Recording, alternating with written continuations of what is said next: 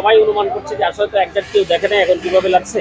যারা এখানে ছিলেন এবং ফায়ার সার্ভিস সহ সবাই ধারণা করতেছে যে নিচে যেহেতু হোটেলে গ্যাস সিলিন্ডার ছিল, গ্যাস সিলিন্ডার থেকেই হয়তো আগুনের বা হোটেল থেকে সূত্রপাত হতো।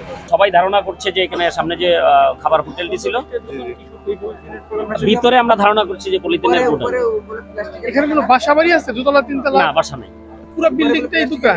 দোকান, ব্যবসায়িক প্রতিষ্ঠান। এখন আমরা এক্স্যাক্টলি বলতেও পারছি না, আগুন না নিভলে ভিতরে ঢোকা যাচ্ছে। তবে এটা তো ঠিক যে পুরোটা ব্যবসায়িক প্রতিষ্ঠান, কোনো বাসা নেই। না, বাসা নেই। বাসা না থাকলে তো মানুষ মারা যেত বা দৌড়াই আসতো বা কেউ বলতো। আমরা ধারণা করছি যে পুরোটাই এখানে দোকান। কয়টা আছে আমরা এটা হয়তো আগুন সম্পূর্ণ নিয়ন্ত্রণে আসলে ভিতরে যাওয়া যাবে, এখন ভিতরে ঢোকা যাবে।